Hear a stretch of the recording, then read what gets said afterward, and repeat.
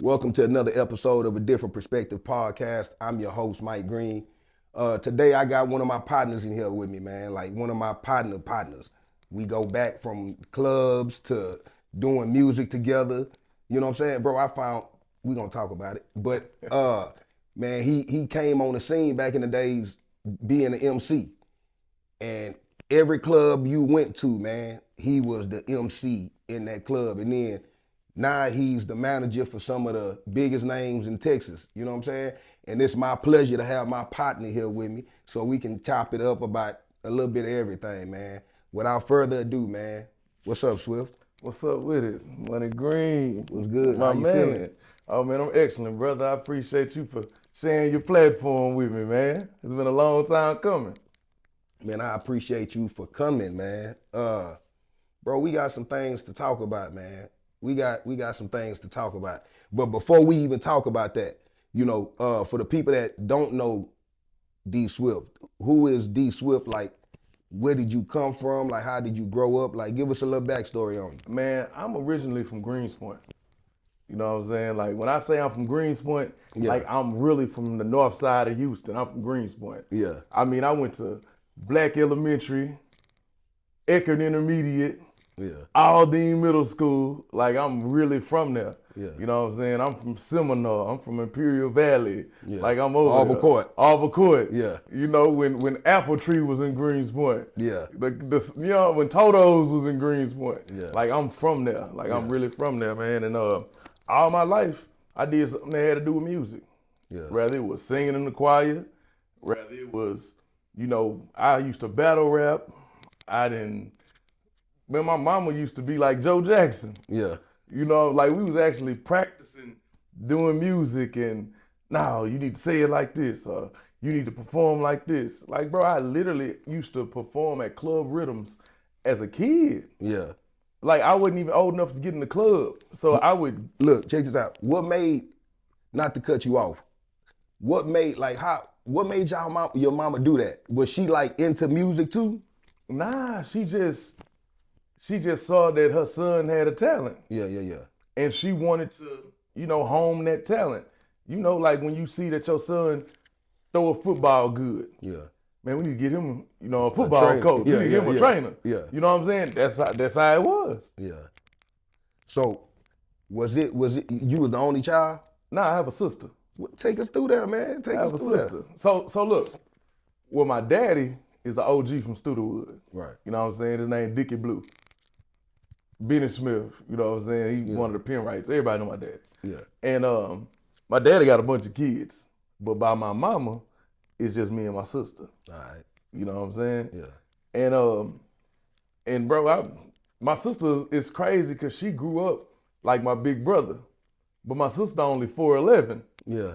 So anytime I get into it with somebody, my sister coming, you know what I'm saying? She gonna scrap for her little brother. Yeah. Like we used to jump people and everything. Like, bro, I'm really from the hood. Yeah. So man, it's just my perspective on things came from a hood perspective, but my mama also wanted us to be from the hood, but not of the hood. Okay. You know what I'm saying? Yeah. So she used to get my clothes special made with the name on them. Like I lived a good life. Yeah, so I can't say, you know, people be like, it was some days we couldn't eat. But, man, mama always made sure we ate. Like I grew up in a house with all women. Yeah. Right? I never had no dudes around. So it was my sister, my grandmother, my great aunt, and my mama. That's who I grew up in the house with. Yeah. You know, so I remember one day, because I used to always want friends when I was a kid. Yeah. I guess that's why I don't really give a damn about nothing now, because I used to always want friends. And mom was like, boy, you was born in this world alone and you gonna die alone. You better stop trying to be nice to people just so they could be your friend. I remember I got chased home one day, and mom was like, nah, you gonna go out there and fight. So she made me go out there and fight everybody. Yeah. So it changed something in me as a man. Like, bro, I gotta stand up and be a stand-up guy in every situation. Not just in a fighting situation, but in any situation. You gotta be stand up. You gotta be chest out. Yeah. You know what I'm saying? Head up in every situation. So that's just how I carry myself, carry my life. Yeah.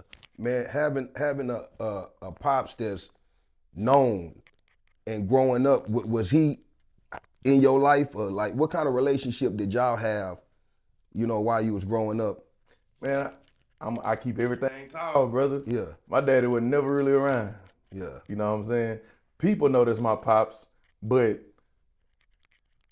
we don't even see him at night. We never. My daddy was a hustler, gambler, all that. So we never really seen him a lot. So he was in the house with you? No. He wasn't in the house. So he just came through at nighttime? He just came through at nighttime. Okay. I keep everything tall, brother. He just came through at nighttime. So then later on we found out bro was married. Yeah. You know what I'm saying? My mama is like 9 or 10 years younger than my daddy. Yeah. He met her when he was grown, and she was a teenager. Yeah. You know what I'm saying? She didn't even know bro was married until she had me, and I'm the second child. So what's the dynamic of like that relationship? You say he got kids on his side too, right? Yeah. Like, was y'all cool, or was y'all close growing up, or like what was that like? So my older brother, I seen him one time when I was a kid. Went to a basketball game, and I never seen him again until. So it's crazy because one of my best friends, I went to Tomball High, right? Yeah. One of my best friends, Brian Green, which be over there, he's Slim Thug cousin. Right. You know what I'm saying? He Rico and them little brother. Like that was one of my best friends. Yeah. My older brother is one of his best friends. And he just used to always say, man, you remind me of my partner. Yeah. Cause my daddy street name is Dickie. Yeah. My brother government name is Dickie. He wanted to name me Dickie too, but my mom wouldn't have it. Yeah. You know what I'm saying? So that's how I met my older brother, through our partner. So you pull up to your, like, was he there? Or like, how did y'all meet? Did your partner say, hey man, look, you need to meet such and such, Nah, he was just there? Now we just got to talking. He was like, you remind me of my partner. I say, what's his name? He say, Blue. They call my daddy Dickie Blue. Yeah. I say, his name Dickie? He was like, yeah. I said, man, that's my brother. He said, man, it makes sense now. And he linked us up, like called him on the phone, gave me his number. You know what I'm saying? That's how I met my brother. I'm gonna tell you an even crazier story. Yeah. My daddy he used to pick me up, you know what I'm saying? But we would never really go nowhere. He just used to take me to like his side pieces' houses and stuff. Yeah. Drop me off with their kids. Yeah. Like, so he dropped me off and he was like, hey, that's your brother right there. And there was a light-skinned little kid. I think I was like in my late teens. It was a light-skinned little kid in a diaper. Never forget this. So I was like, okay, never made it, whatever. Yeah. You know what I'm saying? Later on in life, so I lived in Tomball, right, on the street called Willowwick. I used to beef with the niggas down the block. I couldn't stand them dudes, bro. Like, we used to always get into it. Come to find out, they little brother Benny is my brother. That was the light-skinned little kid I seen when he was a baby. That you beefing with? I wasn't beefing with my brother, I was beefing with his brothers. His brothers and his cousins. I used to get into it with them. So how did you find out that little man was your brother? Man, I want to say about 2-3 years ago, right? Yeah.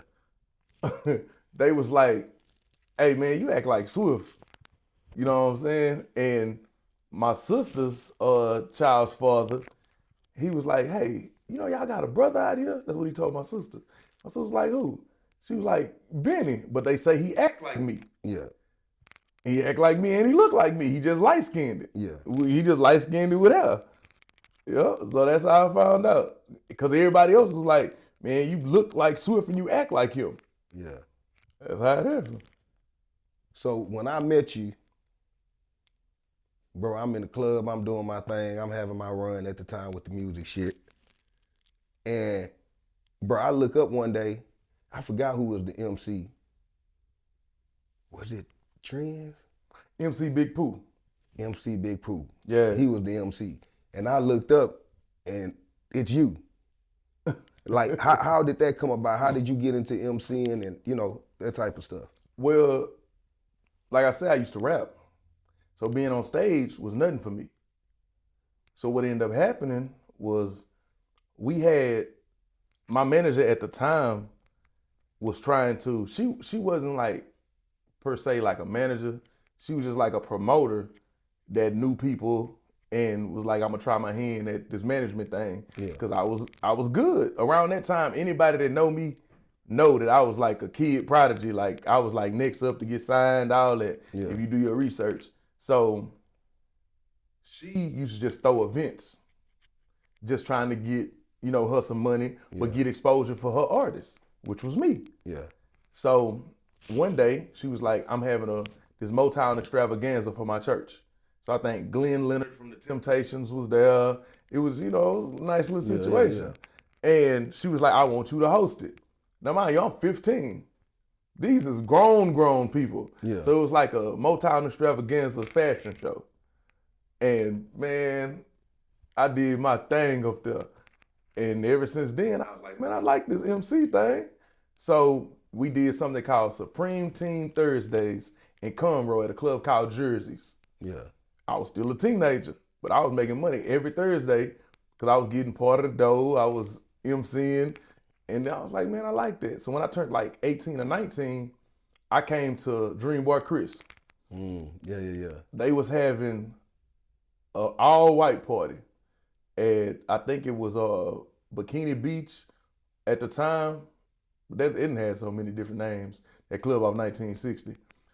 Coco? And I think it may have been Coco's at the time.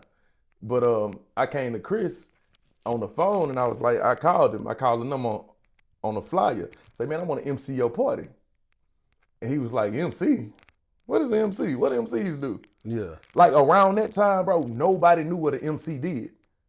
It wasn't prevalent.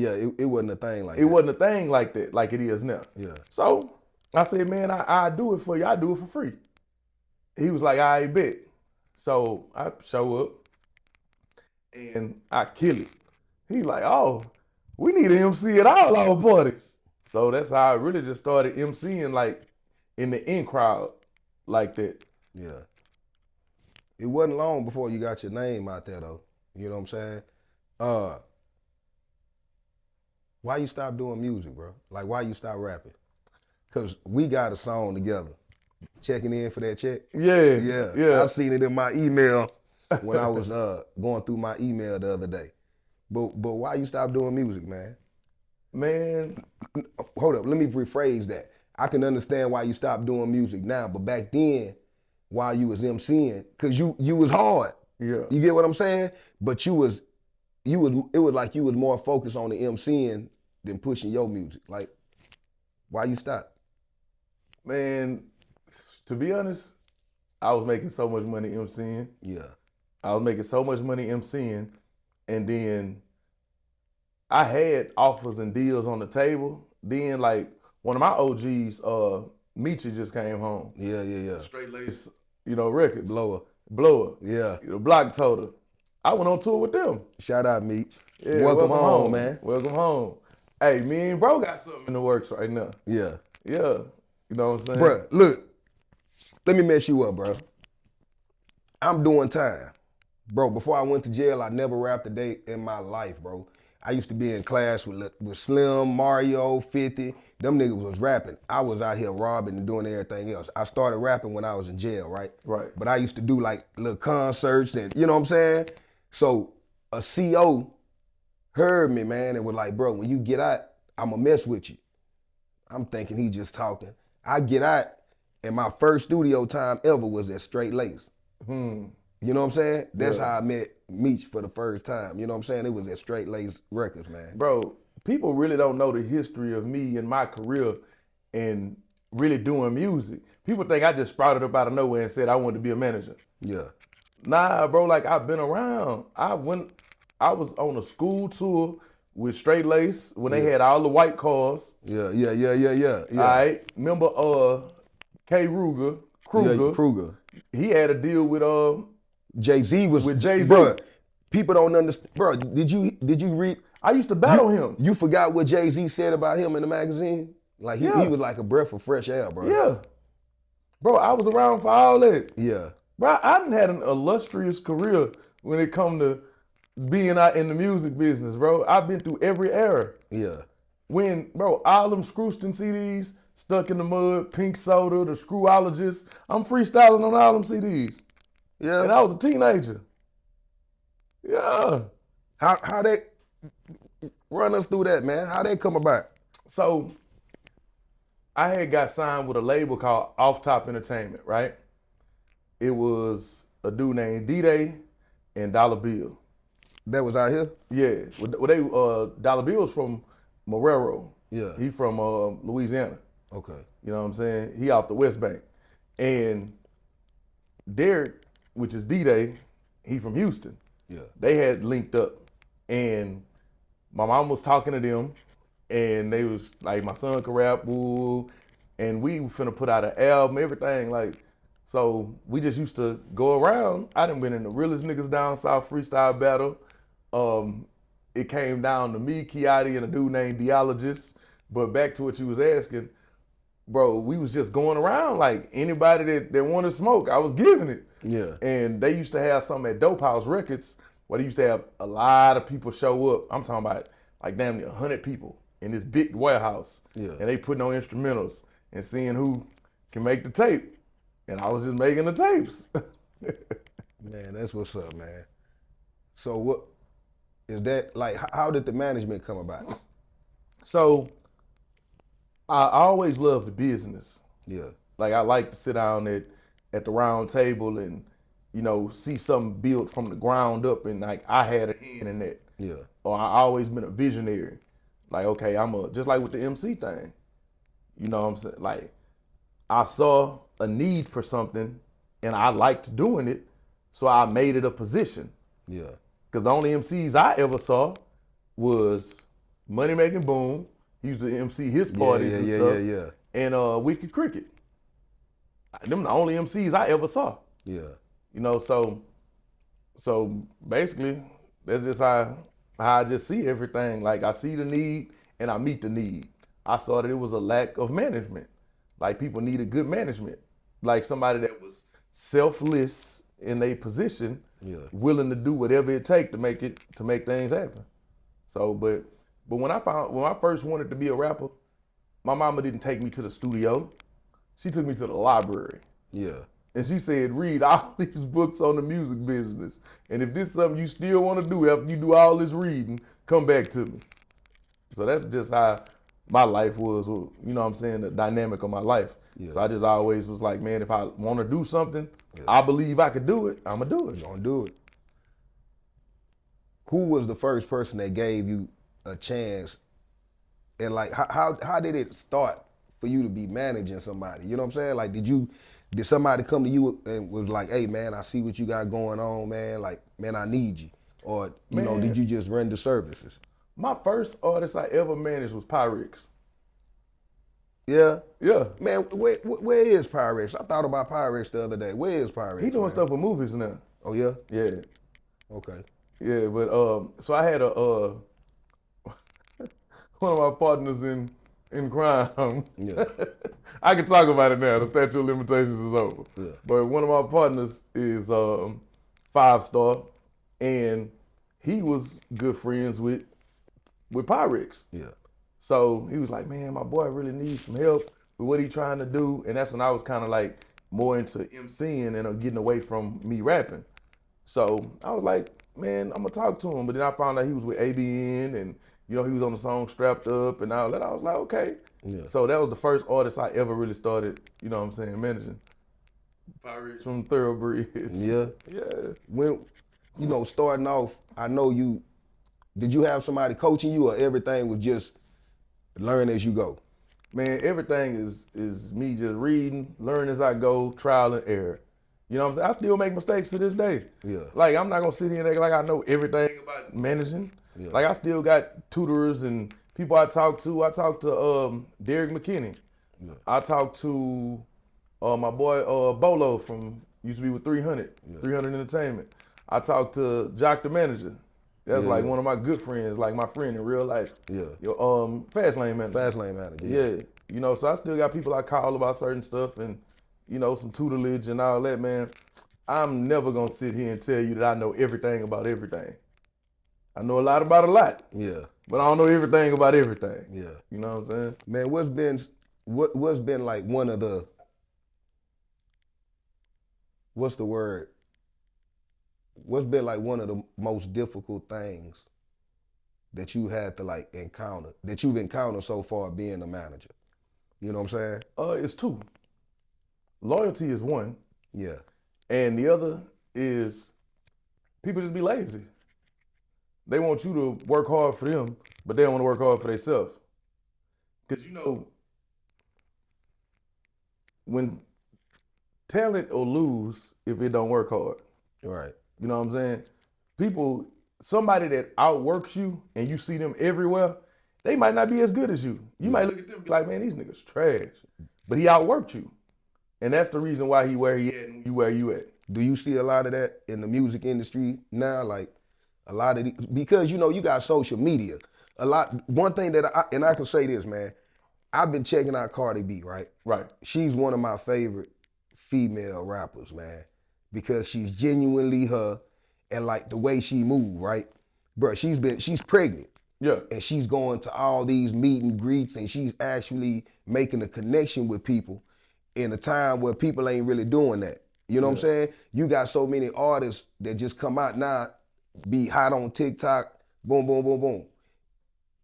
Is that one of the things that you see lacking with these artists? Like they ain't willing to work hard, man? Man, because everything's so easy. Man, when I used to rap, bro, it was going to different clubs. Like I was telling you. Every night. Back to the story about club rhythms. Yeah. Bro, I still had to go to school. I was still a kid in school. Yeah. So I would sit in the car. I would do the talent show, go in the club. I'm going against grown people.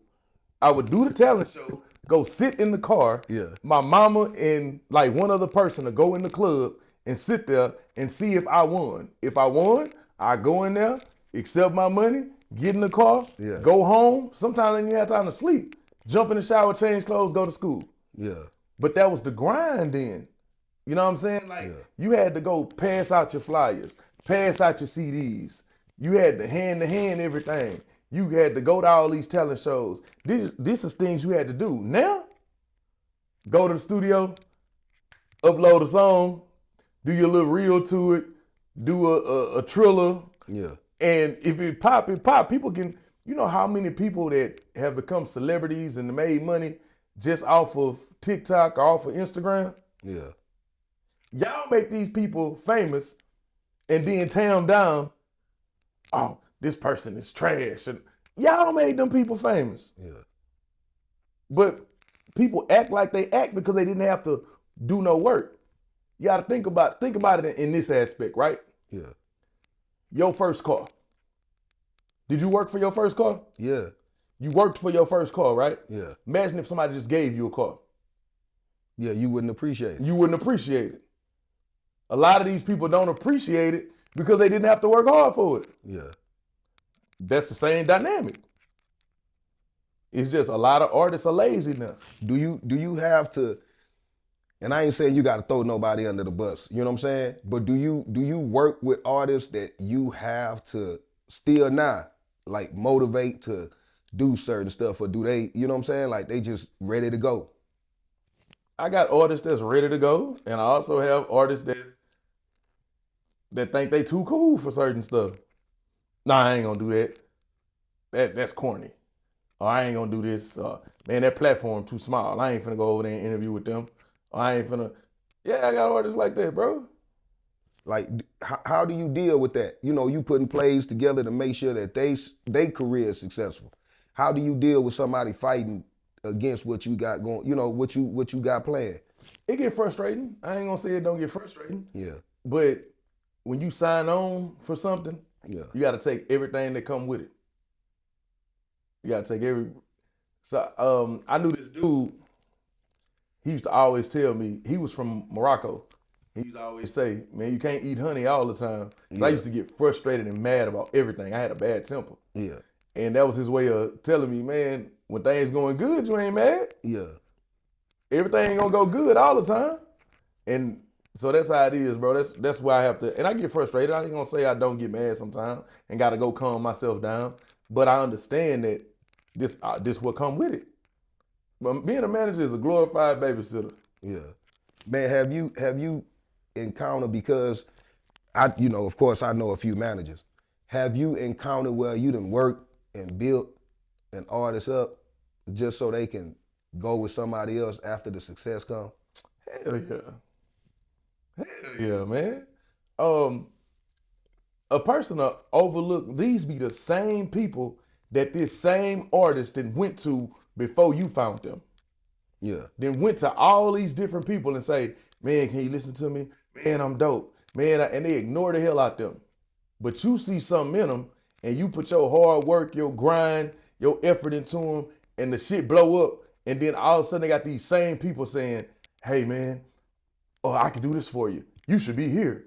He ain't doing this for you. He ain't doing that for you. It's just like if you're on the basketball court and you LeBron and you scoring and you doing whatever, it's always somebody in the stand saying, he should have took it behind his back. he should have went in between his legs. He should have slammed it instead of laying it up. Like, bro, that's how it is, bro. Yeah. That's the world we live in.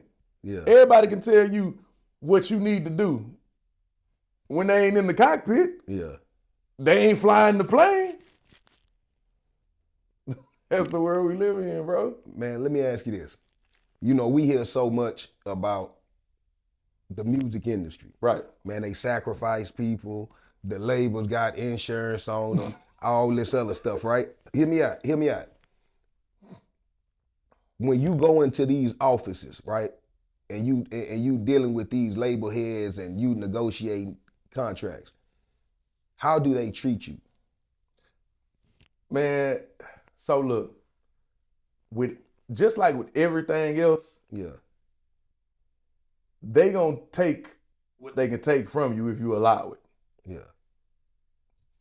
Period, point blank. Now, being sacrificed and they having insurance on you and worshiping the devil, and I ain't never encountered none of that. Yeah.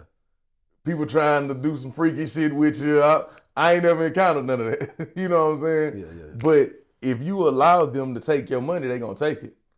If they can get you to sign for this when you should have got this, of course, it's just like the streets. Yeah. Have you ever walked out on a deal and was like, nah, we ain't, you know what I'm saying? Oh yeah, a couple times. What happened? It just wasn't, the money will be straight, but the terms don't be right.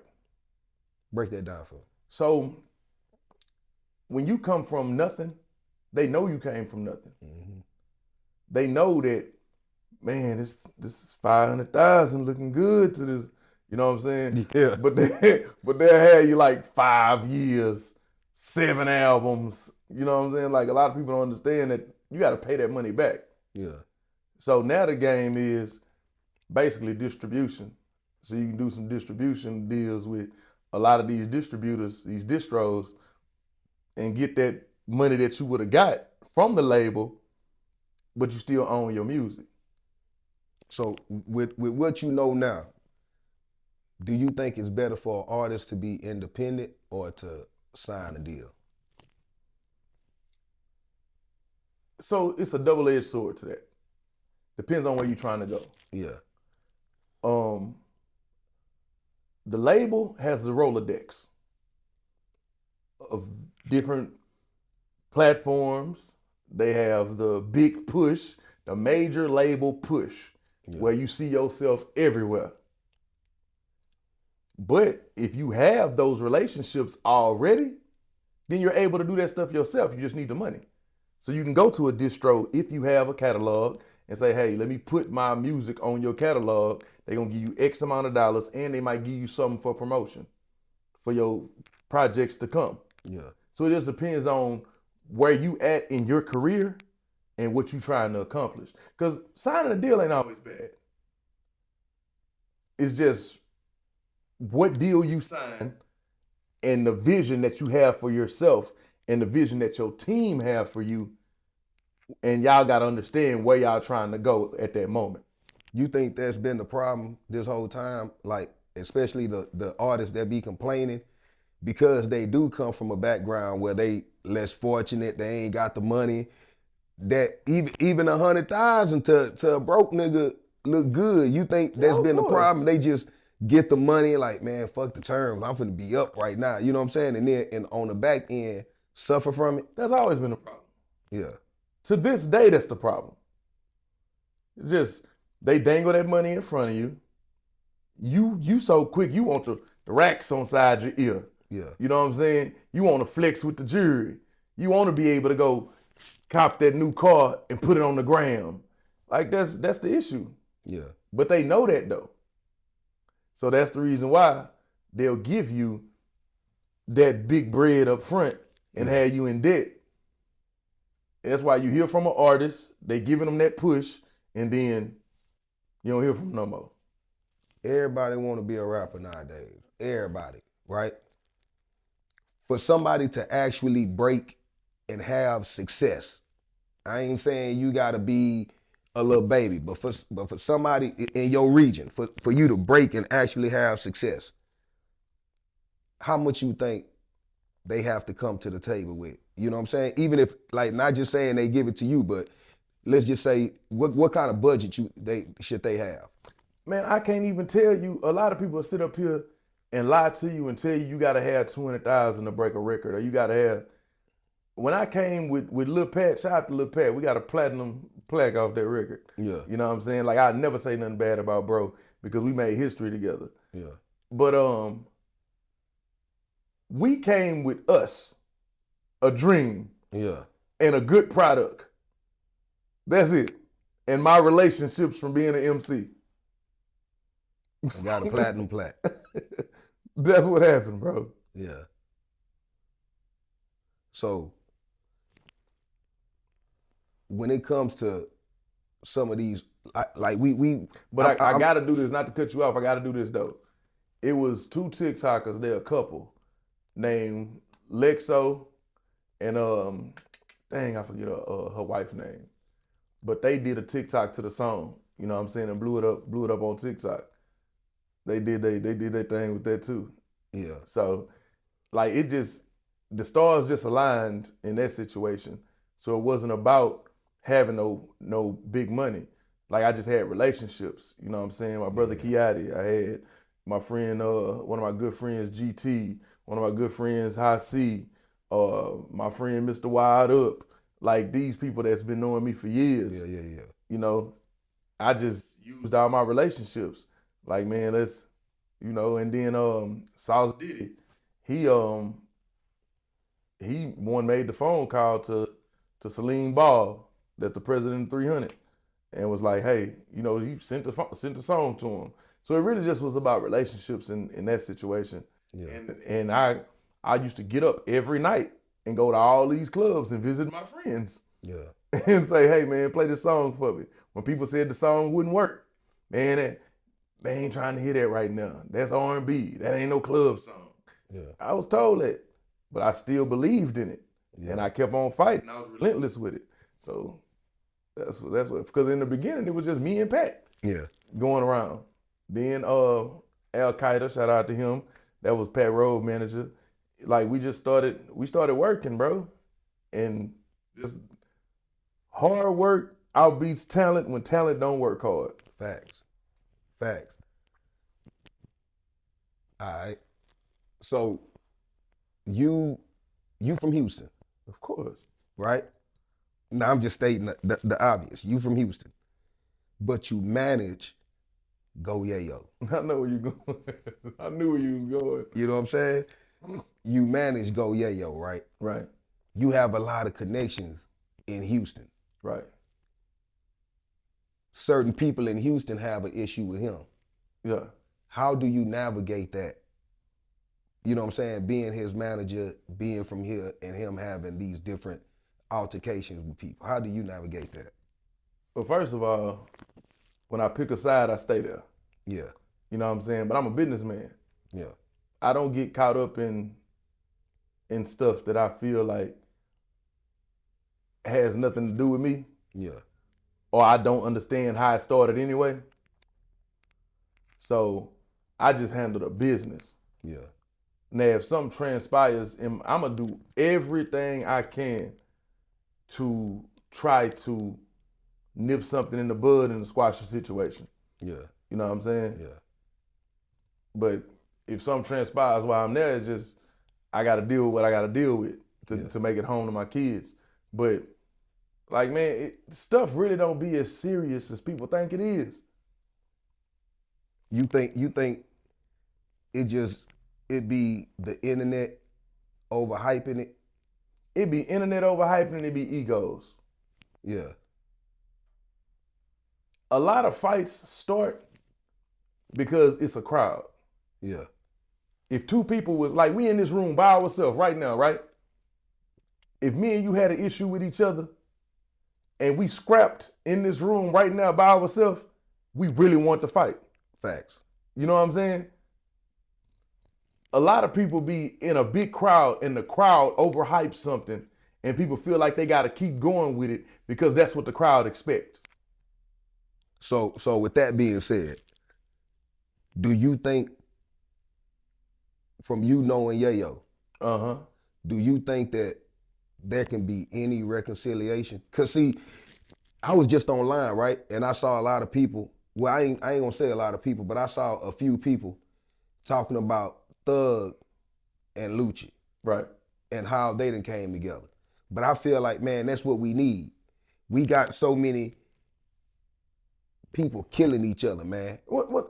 Let me ask you this question. Go ahead. We gonna get to the Yayo and South situation because we ain't gonna sugarcoat nothing. We talking about Yayo and we talking about South Walka. Yeah. You know what I'm saying? But what if your loved one was killed in a situation, right? And we not talking about the Yayo and South situation. We talking about the YFN and Lucci and the Young Thug situation. What if your loved one was killed defending somebody else, and then years later, that person that your relative was riding for goes and be friends with the people that killed your relative? How would you feel about that? So for me, it'll be different, bro.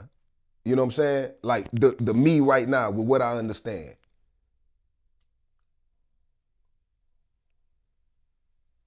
I can feel a certain type of way, but what good does it do if we keep killing each other, man? Like no matter how mad I get at this person, no matter how I feel about this person, man, that ain't gonna bring my loved one back. You know what I'm saying? Like that's a hurt I'ma feel forever, regardless of how anybody think. I'm gonna feel that forever. But at the same time, what do we do? Do we continue doing it? We continue killing each other? If I feel some type of way and I say, oh man, this nigga done got back cool with this nigga, I'm gonna go kill that nigga. Then I go kill that nigga. I lose, man. We gonna keep losing eventually. You know what I'm saying? So I get where you coming from with it, but where I'm at right now, that's how I would handle it, man. You know what I'm saying? Like, no, I understand it, bro. But y'all on stage doing shows, y'all drop music together. That person, kids or whatever, never see them again. And you know, now granted, it's a choice that they made. It was a choice that you made to get in that car and go shoot that gun and ride for that flag and ride for that team and ride for that clique. I understand it. Yeah. I'm a part of a fraternity myself. Yeah. I call it a fraternity. Yeah. You know what I'm saying? Yeah. So I understand it. But you can coexist with somebody without. So you would rather for them not to even be cool? I ain't gonna say rather for them because that's their business. Yeah. I'm speaking for me. That's what I'm saying. How I feel. From your point of view. From my point of view. You would feel some type of way about it. Bro, I know this not right, but I hold grudges. Yeah. That's just me as a person. If you wrong me or somebody that I love, we never gonna be cool again. But that's just how I feel. Yeah. That's me. And that's understandable. Because I grew up around people that felt like this. Don't come tell me what somebody did to you if you gonna be cool with them again. Because you gonna forgive them. And I'm not. Yeah. You know what I'm saying? Yeah. So that's me. That's how I feel. So back to their situation. Do you ever think that they can get on a page where they have a conversation with each other and work things out? Man, Sauce and Yayo have two big personalities. Huge personalities. And they both legends in their own right. Yeah. You know how many careers and stars that Yayo has made? Yeah. No, like seriously, do you know? Nah, I don't. Bro, that man has made so many, like, Stretch Gang, you got PB, you got Casino, Lil CJ, all them.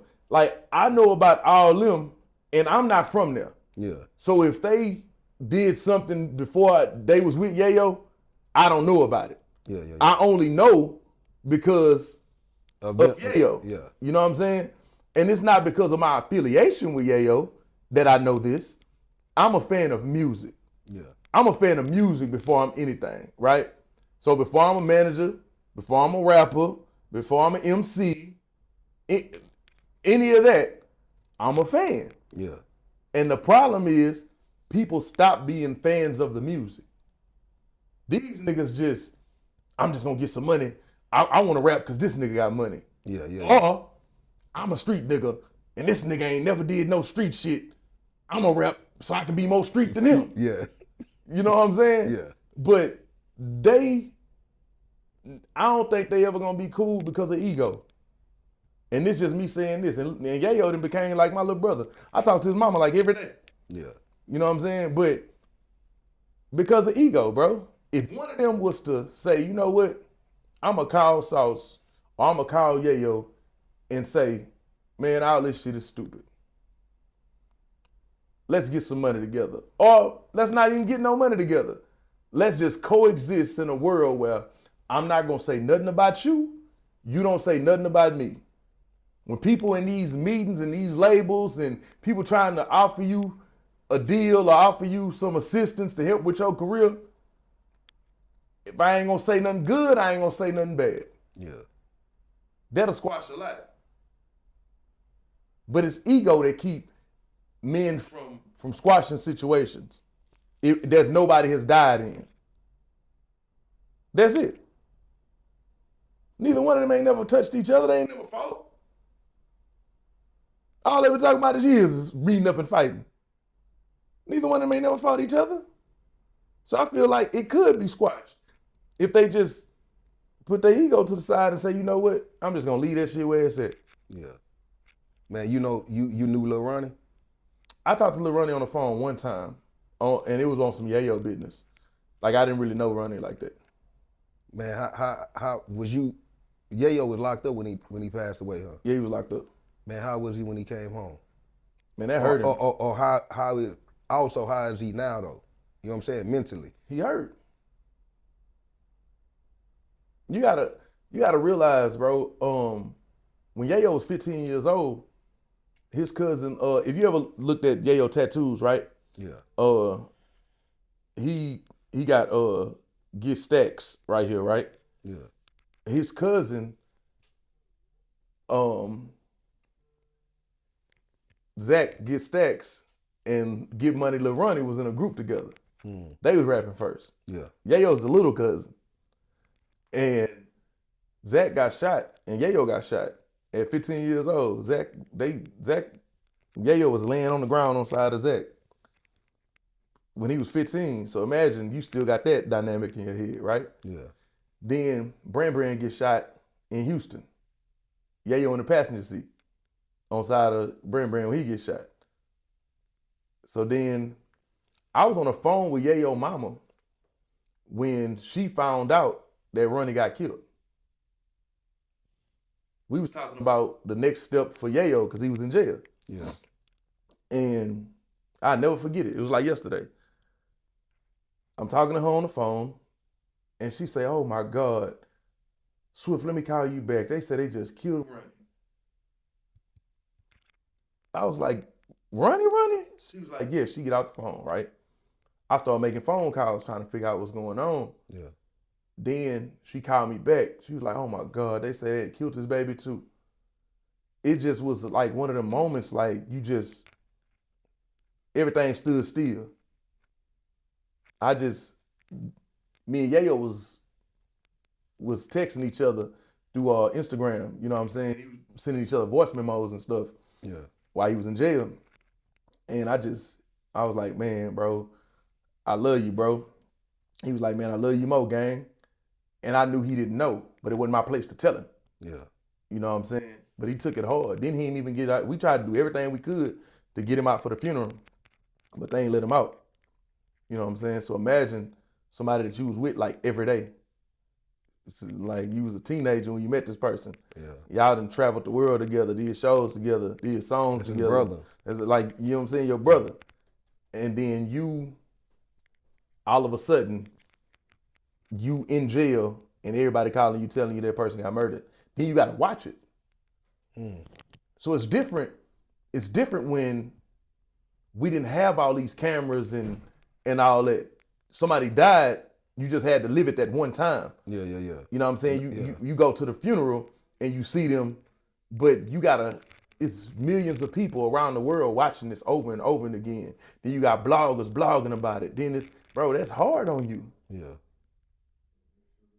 So it's your brother, then you got your niece, and bro, that's a lot for one person, bro.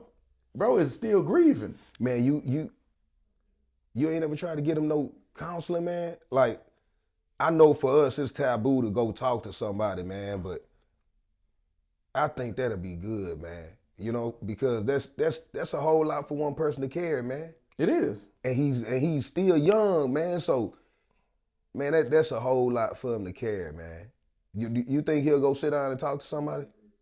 I mean, he need to, but Yayo's stubborn too, though. Yeah. But he listens to you though. Yeah, we got a lot of mutual respect. I ain't gonna say we don't get mad at each other. Yeah. I think he mad at me now. Like we get mad at each other, bro. We go rounds about a lot of stuff. Yeah. But that's my dog, and I never give up on him.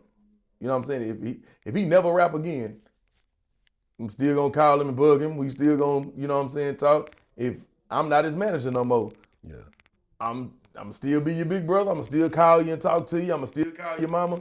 Like, that's just, I think my problem is, and Bebe told me this, King Bebe from RFPG. It's one of my, it's like my brother too. He told me, he said, Swift, your problem is your level of loyalty ain't everybody else's level of loyalty. You know what I'm saying? Yeah. So that's the difference, bro. Like, but I believe that if bro really lock in, he could be huge. If he What you think is holding him back, man? Just him. How so though? You know what I'm saying? Like, he just, one day he want to be a rapper, one day he don't want to be a rapper. I think comparison is the enemy. Is the enemy, bruh. Comparison is the enemy and the killer of all dreams. Just comparison. Where you think you should be. Bro, I almost went to prison for 5 years of my life because I was comparing my lifestyle and what I should have. You know what I'm saying? Yeah. And it led me to do things that I knew I shouldn't have been doing. You know what I'm saying? Just comparing, like, oh man, I need to get this money. I need to have this car. I need to have this jewelry. I need to do this. I need to live like this. And I wasn't living a bad life. Yeah. But it's just comparing your life to other people's lives. You think that's what his problem is? Yeah. It's just in yourself, you thinking, man, I should be here right now. I should be there. When there's people that'll give both of their arms to be where you are. To be where you are. So how do y'all get out that slump? I think he gonna be all right, man. He just need to, like I say, he just need to lock in. Like,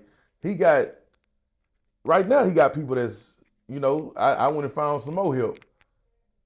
Like, hey man, let's help me with this Yayo situation. You know what I'm saying? Because my thing is, I never cared about being the leader. Yeah. Or being the person in charge. As long as I'm on the team. Yeah.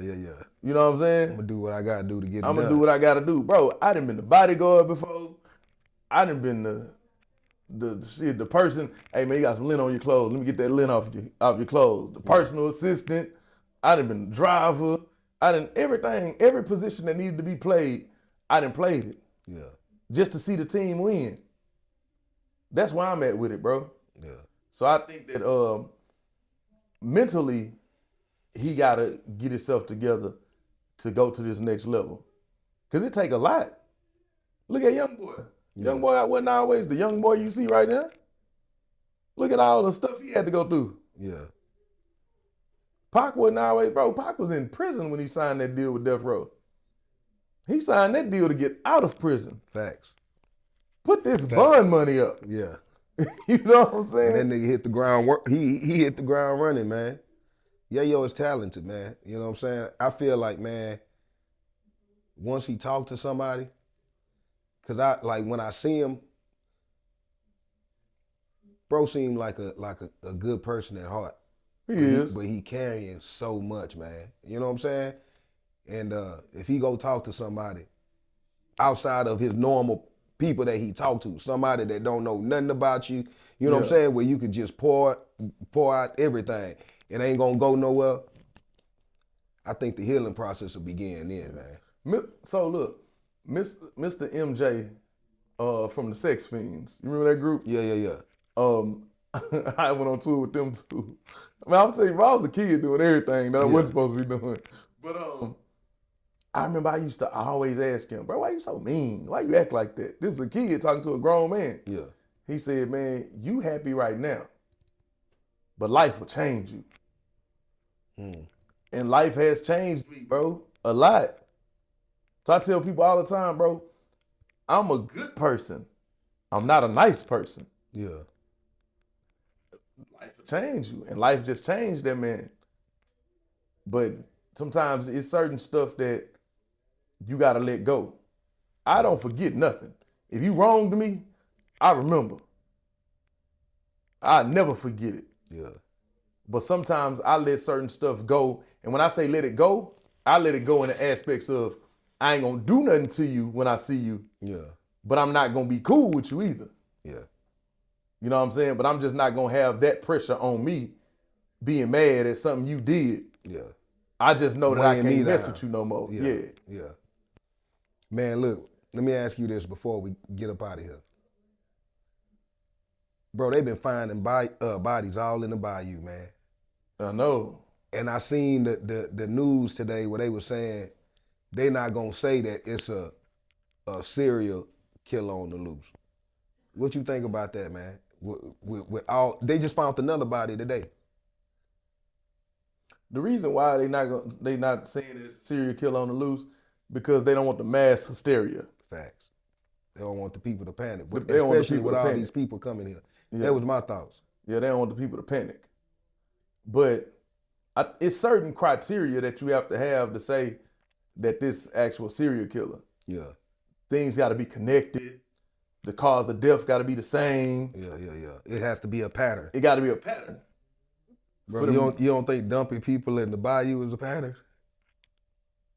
How they know it was the same person dumping people in the bayou? Not. So look, this is my thing. If it ain't the same person, nigga, we in trouble. Cause it's been 15 people so far. So that means it's Bro, I'm big on, I watch mob movies. Yeah. Like, I'm big on documentaries. I listen to serial killer documentaries, all that. Yeah. Right? So, this is the thing with that.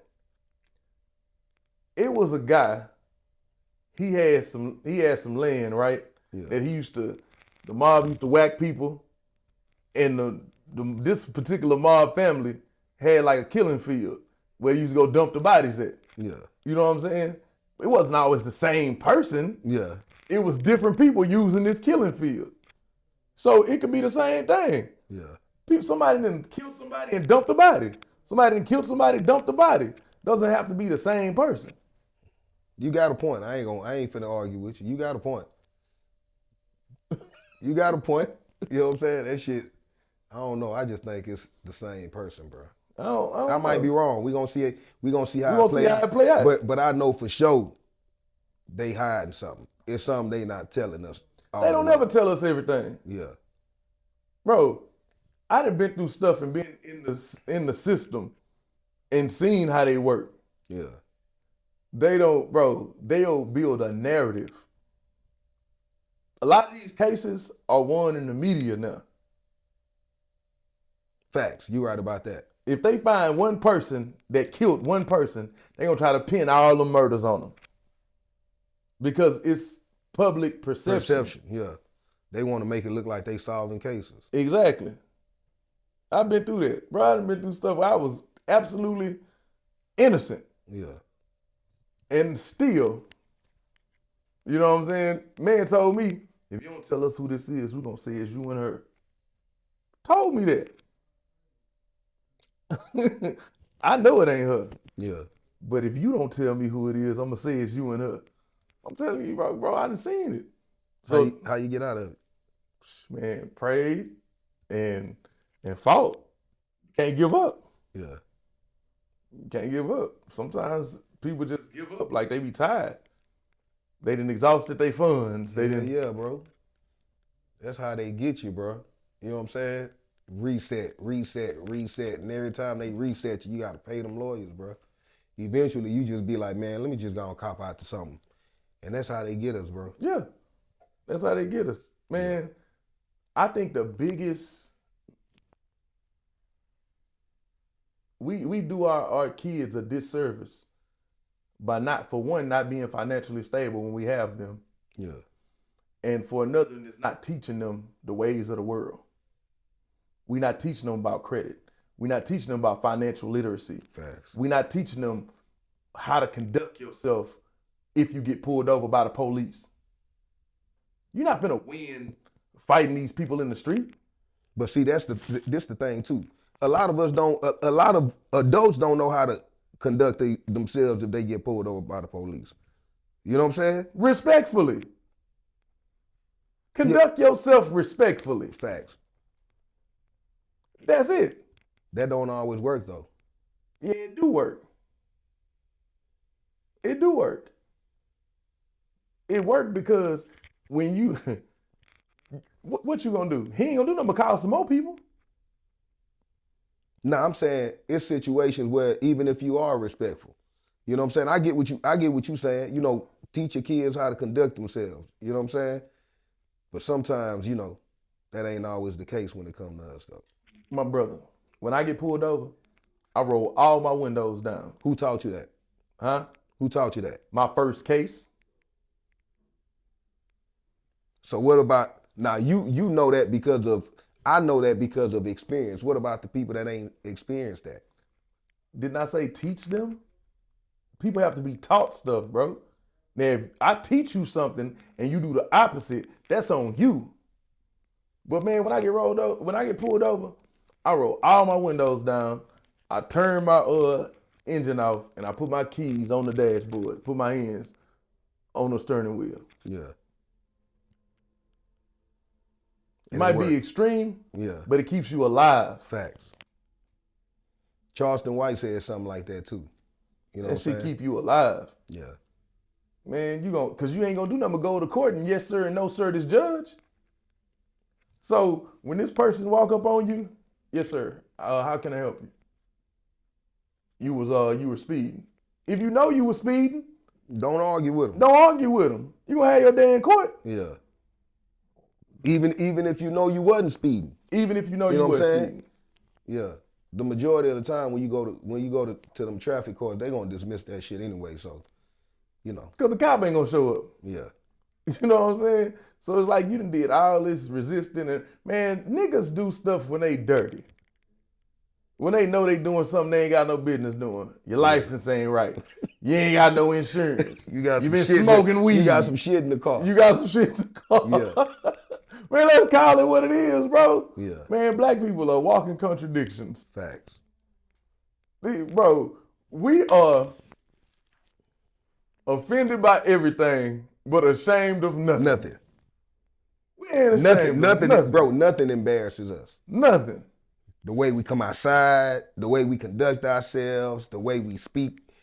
None of that shit, bro. We glorify degenerate shit, bro. Yeah. You know what I'm saying? Like, Bro, go ahead. we done made so many bullshit people famous, and we don't even be laughing with them. We be laughing at them. Yeah. Black people always talking about somebody racist and prejudiced when we the most prejudiced people in the damn world. We the most racist people ever. Some of the shit my uncles done said about different racism, but that's the nature of the beast, bro. That's America. Yeah. Everybody has a little bit of prejudice in them. Everybody got a little bit of racism in them. Yeah. You ever been talking to somebody from a different race, like say somebody Mexican, right? Yeah. And you get to talking to them, why you start using a Mexican accent, but you still speaking English? Yeah. Nigga, that's racist. Yeah. Just because you put O on the end of something don't make it Spanish. Yeah. Bico. Cardo. Come on, bro. Like, that's just, bro, that's America, man. Yeah. America was, Everybody been programmed like that, though. everybody been programmed like that. Yeah. They talk about these phone calls with Young Thug, right? Yeah. Everybody in pillow talked. Bruh, Everybody not a 100% real nigga. Say, check this out. He was in jail doing that. It's some niggas that's doing it free. Free. It's some niggas that just did it yesterday. Yeah. You know what I'm saying? So, and that's that man woman. He just happened to You be feel me? famous. He just so happened to be famous. That's it. Yeah. Bro, I done said stuff I shouldn't have said. Yeah. About people I shouldn't have said it about. Yeah. You know what I'm saying? We all have. We all have. Yeah. You know, But as long as the spotlight ain't on us, it's easy for everybody to just point the finger. That's why when everybody was saying that, I was like, man, bro, I wasn't surprised.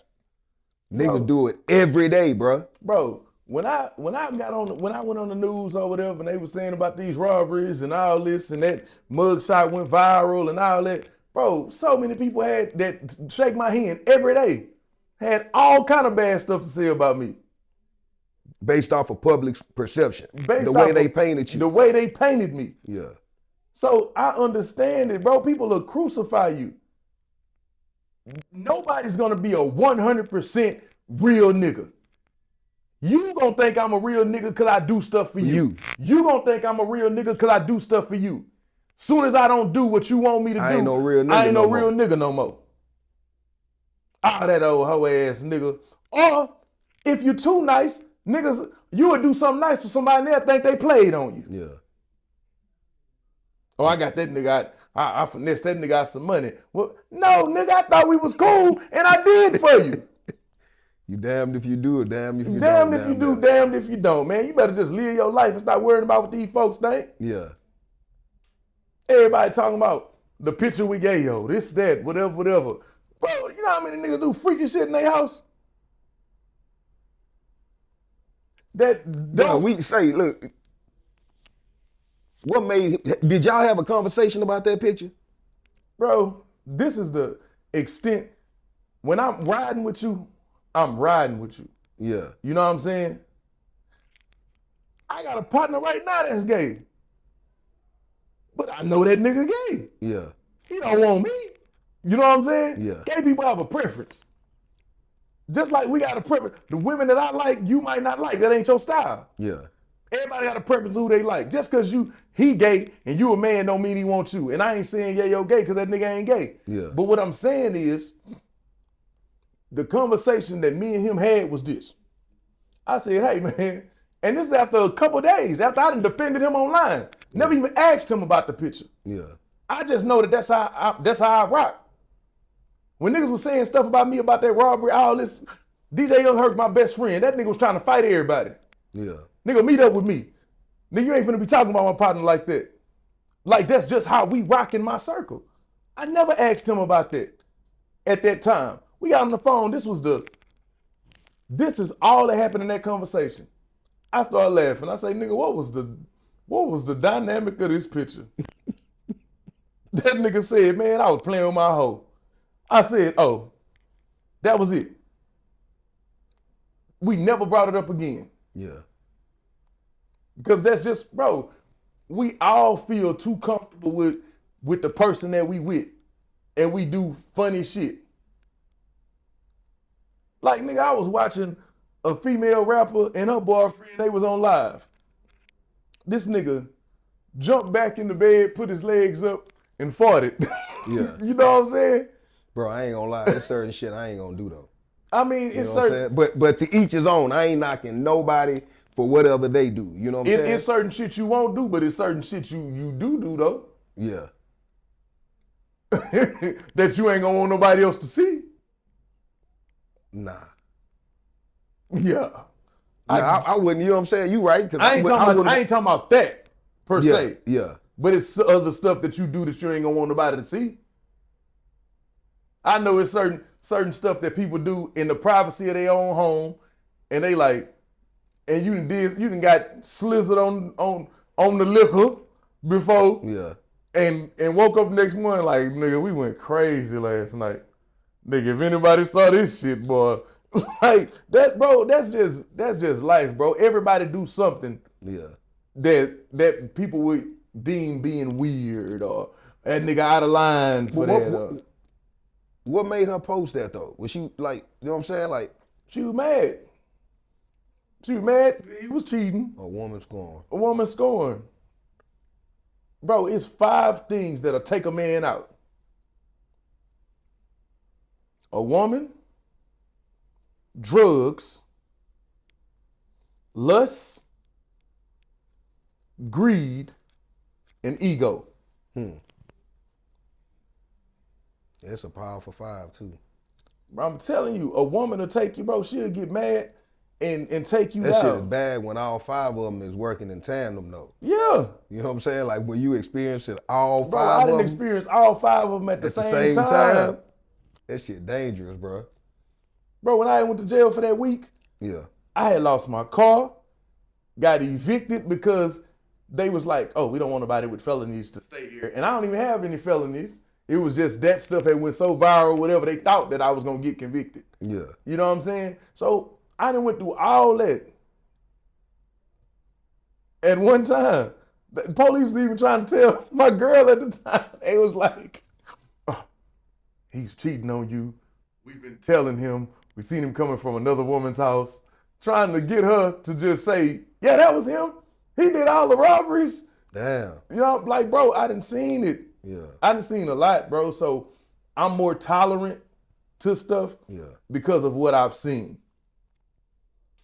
Man, ain't nothing gay about bro. He just was too vulnerable with a female, thinking that she had his best interest at heart. They playing and joking. It could be a dynamic of, it could be something like this, right? What if your chick, y'all get freaky, she like DJ ass. That's something that y'all do. Okay. What if she get to talking crazy to you, y'all roasting each other back and forth, and you just got out the shower and you on some shit like, bitch, that's why you was eating his ass. It's a joke between you and your gayer. Yeah. But she saved something for Mad Day. So when she get mad at you, She posted. Knowing that your whole persona is super hard, super gangster, I'll whoop any nigga, you know what I'm saying? So what's the dynamic of their relationship now? See, he feel betrayed. Yeah. Like, man, you tried to destroy me. All these people that don't like me or been waiting on something, you gave them ammunition. You gave them ammunition. Yeah. Because when you don't have too many uncool moments, people gonna they gonna make a mountain out of a molehill. Yeah. I get it. Man, look. If they want to, do you just manage anybody, or is there a certain criteria to get you to work with them? Man, you don't need a manager until you got something to manage. I'm saying, but for the people that do have something to manage and they looking, how do they work with you? Man, for one, to be honest, man, management really come find you. Yeah. You don't really go find a manager. Are you looking for talent? I have ways to, like my boy BJ, he got Watch That Baby Entertainment, right? I got people I can hook you up with, if you're trying to get a distribution situation. I could, help you get walked into some doors and stuff like that. Before I'm going through a restructuring phase right now. Like I say, me and Michi got some stuff going on. Me and Twisted Black got some stuff going on. So I'm really just restructuring right now. Yeah. Just restructuring. But I just want people that's willing to work. If I come across somebody that's really trying to work, Yeah. and really trying to do something, and they know where they want to go, and they willing to beat that road, they willing to do the things that these other artists not willing to do, like hit these podcasts, go to these different media platforms, doing like that. Because everybody just so concerned about money right now. Like, bro, if you chase the dream, money will come. Facts. So, Facts. but yeah, man. Man, I appreciate you having me on. Bro. I appreciate you coming. You know what I'm saying? Y'all be looking out, man. We got some stuff in the work. Yeah, you know what I'm saying? We got some stuff in the work. So, man, y'all be looking out for that, man. Y'all make sure y'all like, comment, subscribe, all that good stuff, man. With that being said, I'm out.